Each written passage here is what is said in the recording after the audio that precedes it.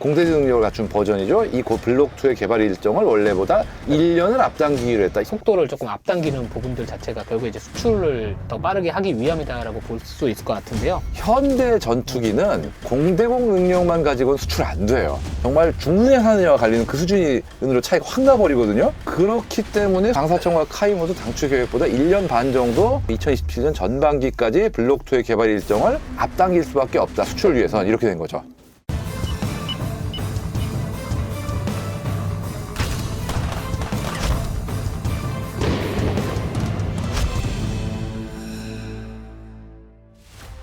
네, 대한민국의 차세대 전투기 KF-21에 대한 이 반쪽짜리, 공대공만 가능한 반쪽짜리가 아니냐라는 이야기들이 나와주고 있는데요.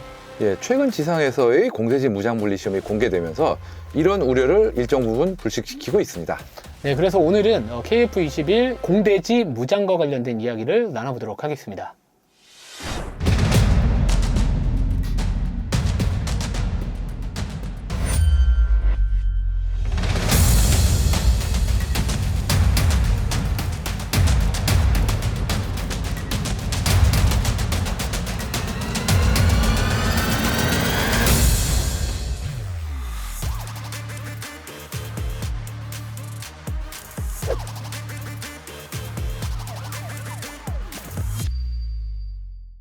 예, 각종 폭탄이나 미사일 같은 공대지 무장을 이게 안전하게 투하할 수 있는지 이거를 먼저 지상에서 시험하는 겁니다.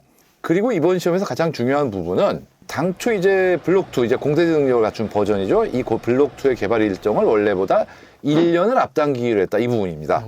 그러면 블록2를 이해를 하려면 이제 현재 KF-21이 어느 단계까지 와 있는지부터 짚어봐야 될 것 같은데요. 예, 맞습니다.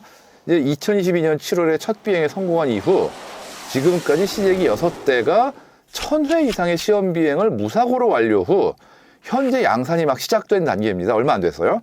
2025년 5월에 양산 1호기 최종 조립에 이제 시작이 됐고 2026년 3월에 이제 출고가 되면은 이제 연말부터 공군에 실전 배치될 예정인데 이 첫 양산기가 이제 블록 1입니다.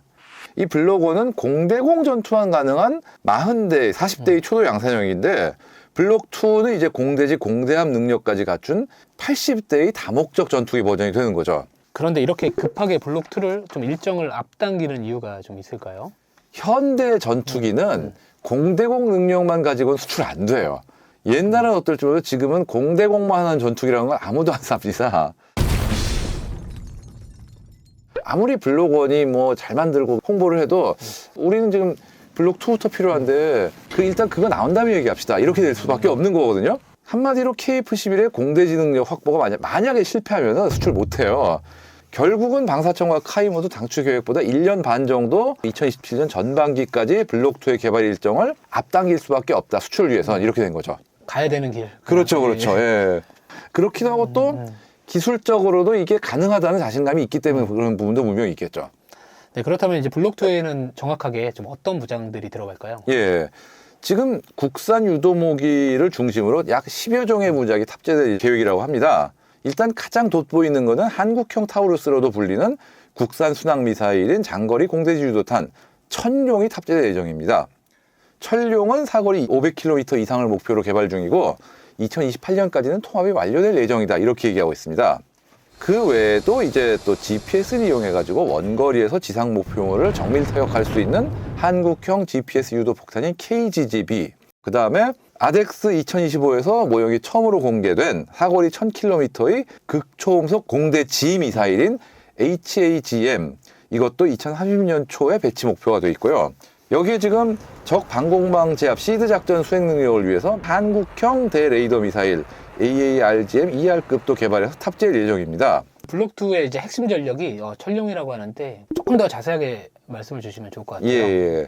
이걸 한국형 타우루스라고 하는데 이게 독일의 타우루스와 관련이 있어요. 사실 기술 이전도 많이 받았고 천룡은 이 타우루스를 벤치마크해서 만들어지고 있는데 사거리도 500km 이상으로 북한의 방공망 밖에서 북한 전역의 핵심 시설 즉 지휘부 등을 정밀 타격할 수 있는 그런 무기입니다. GPS를 탑재해서 방해 전파 속에서도 정확한 타격이 가능하며 관통 탄두가 있기 때문에 어느 정도 깊이를 가진 지하 요새 타격도 가능하다 이런 평가를 받고 있습니다. 뭐 잠재적인 이제 수출을 하려면은 또 경쟁, 국가나 이런 것들을 좀 비교를 해야 될 것 같은데 경쟁 기종은 좀 어떤 것들이 있을까요?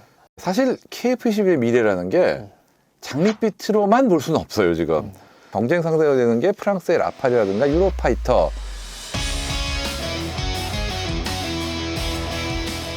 F-16의 최신 개량의 F-16V.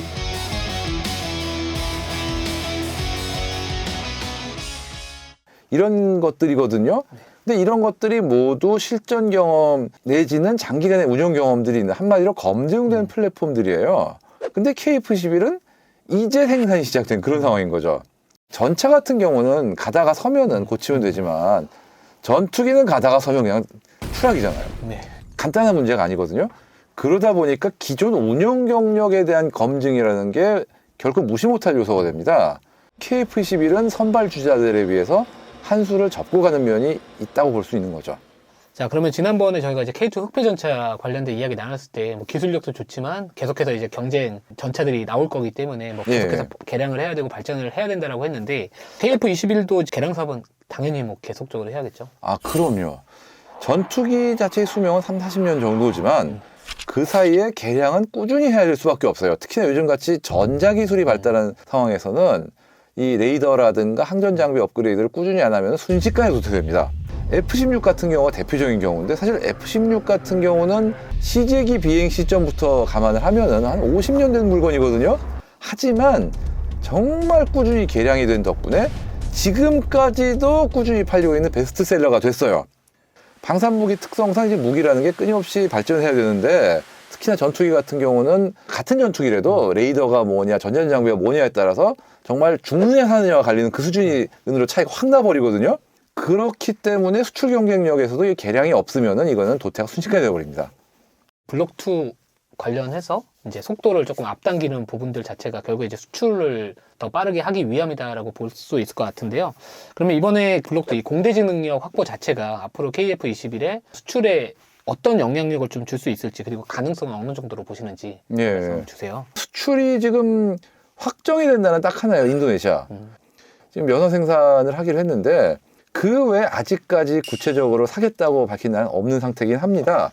다만 지금 수출 가능성이 꽤 과시권에 들어온 나라가 있어요. 필리핀인데 여기는 FA50을 지금 운용한 경험이 있는데 FA50으로 되게 경험이 좋았어요, 이 사람들은. 그러다 보니까 24대 정도를 도입하면서 다 F-16으로 내꾸려고 했는데, 기왕이면은 반반 하자라는 얘기가 지금 필리핀에 나오고 한국 정부 접촉을 실제로 하고 있어요. 그 다음에 중동에서는 아랍에미리트와 사우디아라비아가 지금 KF-21 뿐만 아니라 6세대기의 어떤 개발까지 공동으로 하는 게 어떻겠냐라는 지금 그런 느낌이긴 해요. 지금 그 다음에 문제가 인도네시아와의 분담금 문제인데, 사실 깎아주긴 했지만 이것도 다 낼지 어떨지 두고 봐야 되거든요. 그래서 지금 만약에 인도네시아가 분담금 안 내면은 얘네는 블록 1이거든요, 일단 얘네도. 네. 블록 2 소프트웨어 제공을 하지 말자라는 얘기까지 나오고 있는 판인데, 이런 식으로 좀 숙제가 남아있는 상황이긴 합니다. 네, 그러면 이제 앞으로 KF-21이 나아가야 할 방향이 어떻게 될까요? 개량.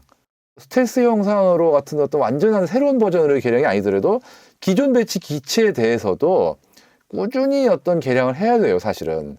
개량 안 하면은 수출길도 막힙니다. 이거 해야 되고.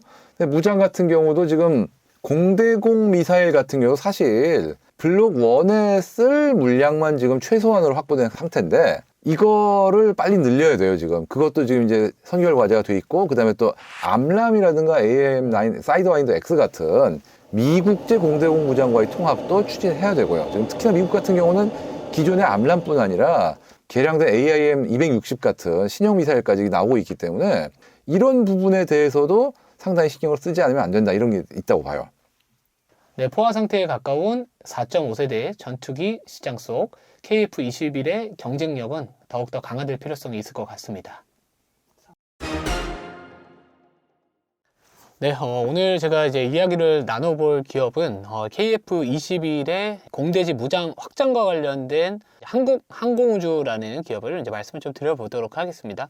자, 2028년도부터 원래 예정이었던 이 공대지 무장 확보 시점을 이제 2027년도 상반기로 약 1년 반 이상 앞당겼다라는 부분들, 특히나 2026년도죠. 공군에 인도될 양산 기체들이 이제 빠르게 공대지 능력을 갖출 수 있음을 의미하기 때문에, 자, 이는 수출 시장에서의 즉시 전력화 가능성에 대한 기대감도 높여줄 수 있는 포인트다라고 보시면 좋을 것 같습니다. 특히나 이 국산 무장 생태계의 중심이라고 할 수 있는 뭐 철룡이나 이런 국산 및 해외 정밀 무장을 통합하는 이 과정에서 항공우주는 이 플랫폼 제공자로서의 독점적 지위를 될 수 있다라는 포인트도 한번 우리가 기억을 해야 되지 않을까라고 보고 있습니다. 자, 그리고 이제 실적에 대한 부분들인데요. 자, 기존까지는 약간 R&D 기업이었다면은 이제는 양산 그리고 수출 기업으로서 좀 재평가받을 수 있는 2026년도가 되지 않을까라고 보고 있습니다. 그 요인 자체는 이 양산 매출이 이제 처음으로 본격적으로 반영된다라는 부분들이 있습니다.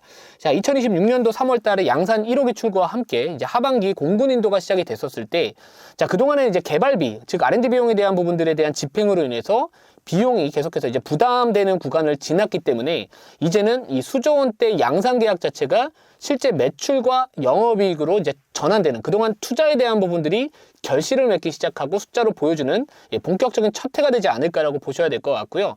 자, 수출 모멘텀에 대한 집중이 또 내년도에 한번 기대 포인트로서 우리가 주목을 해야 될 것 같은데, KF-21 특히나 뭐 필리핀 같은 경우에도 뭐 20대 정도를 검토하고 있다라는 이야기들, 그리고 아랍에미레이트, UAE 같은 경우에도 대규모 사업 참여 가능성에 대한 이야기들, 그러니까 잠재적인 어떤 고객사와의 협상이 공대지 무장 가시화와 함께 급물살을 탈 가능성도 좀, 이런 전망도 이야기가 나와주고 있고요. 자, 그리고 2027년도 초반에도요, 미국 해군 훈련기 UJTS와 같은 사업의 우선 협상자 대상 선정을 앞두고 있어서 하반기 정도 되면은 그거에 대한 또 기대감이 또 주가에 선반영될 가능성도 있지 않을까, 이렇게 봅니다. 이 항공우주에 대한 투자를 했었을 때 포인트지 않을까, 이렇게 보시면 될 것 같습니다. 저희는 다음 주 수요일에 더욱더 재미있는 방산 이야기를 가지고 찾아뵙도록 하겠습니다. 감사합니다.